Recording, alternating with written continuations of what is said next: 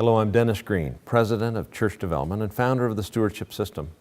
Our organization exists to help churches build a culture of generosity, and we've helped more than 200 churches raise more than $200 million for ministry expansion since 1992. Thank you for partnering with us in ministry through the Stewardship System. In today's video, I want to share with you about the importance of the strategic planning process for your church. Jesus said in Luke 14:28, "Suppose one of you wants to build a tower. Will he not first sit down and estimate the cost to see if he has enough money to complete it?" In this verse, the Lord clearly teaches the importance of the principle of planning for the future. By following the strategic planning process I'll lay out for you, you'll be able to better engage your people and help them own the vision of your church. Let me begin by defining two key terms. Number one is vision, and number two is strategic planning. Your church's vision is a description of where your people envision the church to be in 5 years, operating at its ideal level. A vision is a dream of the possibilities. Most vision statements in today's world go out no more than 3 to 5 years because culture tends to change so rapidly now. The 10 or 25-year plan is the thing of the past. Second, strategic planning is the process by which decisions are made so you will reach your vision. Strategies and tactics are mapped out so that you can get from where you are now to where you want to be in your ideal vision. Strategic planning is the how-to of getting from here to there.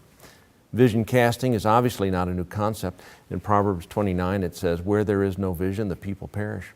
People must have something to shoot for, or they become complacent and unmotivated. So this scripture is vitally important to any church's stewardship effort. No one wants to give to an organization that has no direction or a compelling vision. In an effort to help churches in the area of planning, I borrowed everything I can from the corporate sector so that your church can become more effective. In his book, Good to Great, author Jim Collins and his Stanford researchers examined 1,400 publicly traded companies between the years of 1965 and 2000. After analyzing the data, he came up with the top 11, and he sought to understand why they outperformed other companies by a factor of 8 to 1. Collins found that the most successful companies were very good at defining their vision, and he gave this process a funny and memorable name, BHAG, which stands for Big, Hairy, Audacious Goals. These goals describe the vision or the ideal state of the organization.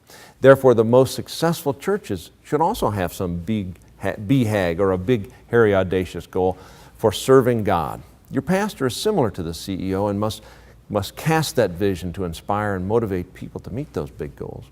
A second key insight comes from leadership guru Warren Bennis, who did a longitudinal study on what makes great leaders great. He discovered 3 keys. Number 1, great leaders are facilitators of the visioning process, as opposed to being like General Patton, who just rides in and tells everyone what to do and how to do it. Great leaders work to engage people in the visioning process.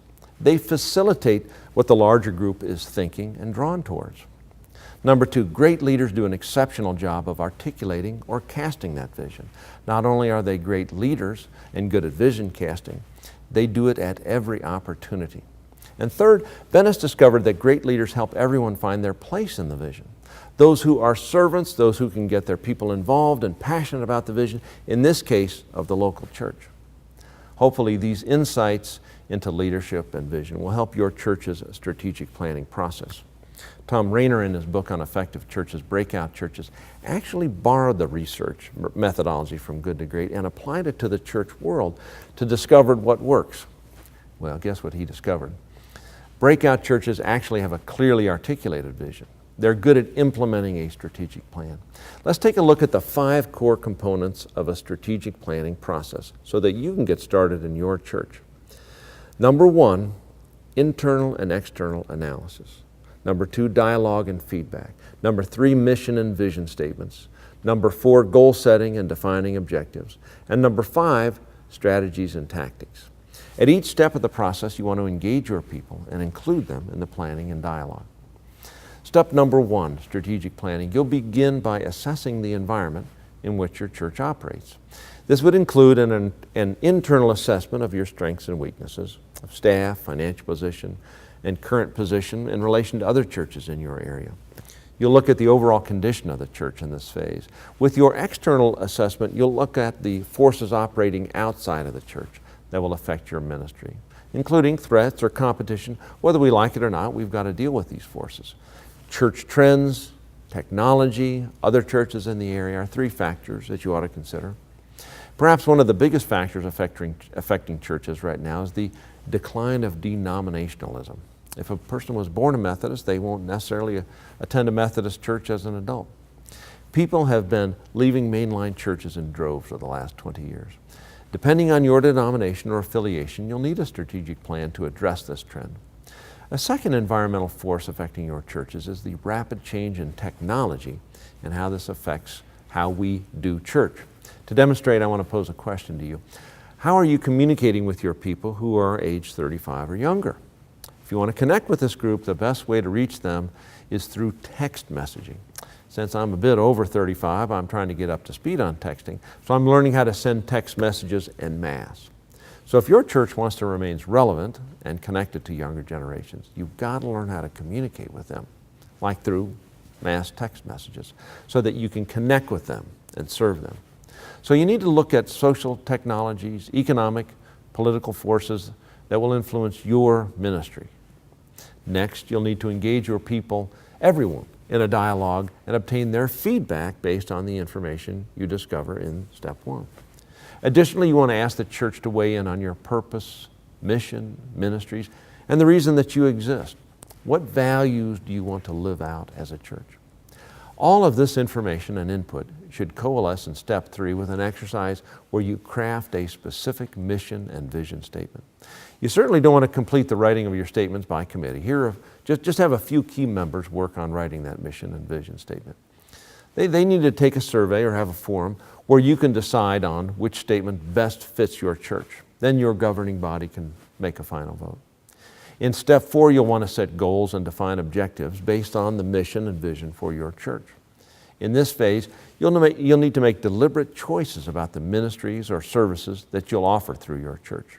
This step should be very deliberate, including a cost-benefit analysis for all ministries.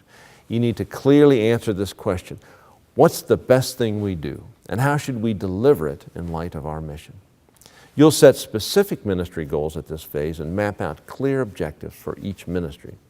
We're getting much more detailed and specific at this stage. To keep it manageable, you may want to set no more than 3 to 5 congregational goals.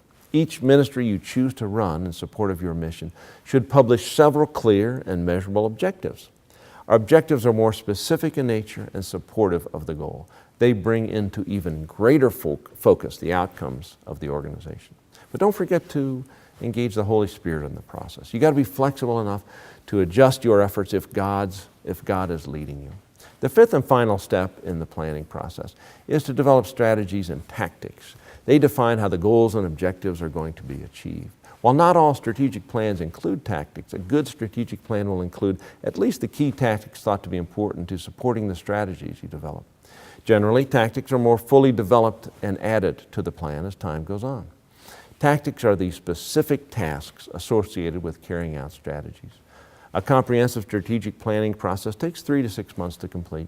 You'll need a committee to run the process with 5 to 7 people. It's often a subset of your board or council.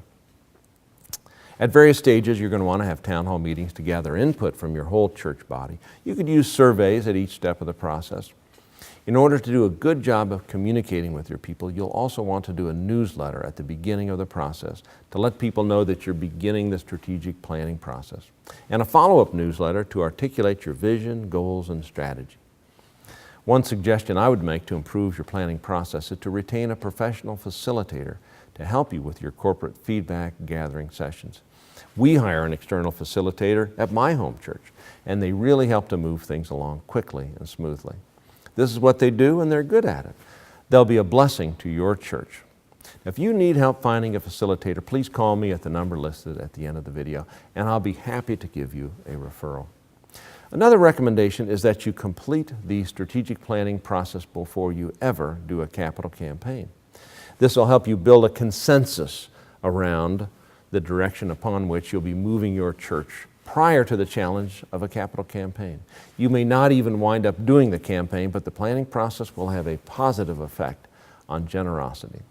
Let me share an example of a success story which highlights this point. At Presentation Catholic Church in Lee Summit, Missouri, they sought to create a vision for their church. They invited everyone in the church to one of a series of town hall meetings that took place after worship over the course of a month. They bought everyone a sandwich and asked them 2 questions. Number 1, what's your vision for our church? And number 2, what are your short-term priorities? Just 2 simple questions. They brought in a professional facilitator who helped them achieve consensus. What they learned was the key goal in the minds of most people was to pay down their debt. They did not do a capital campaign. They did not even ask people to start giving. However, giving went up 15% in 1 year and stayed at that level because people felt so passionately about paying down the debt. Fulfilling that goal was a fulfillment of their vision.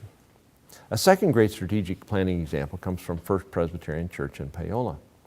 First was in the midst of a transition. They had a young pastor with lots of new families who were looking at a church that was a bit different from the traditional Presbyterian church. As a result, they had to define who they were, which included a new vision, a new mission, and a complete facility change.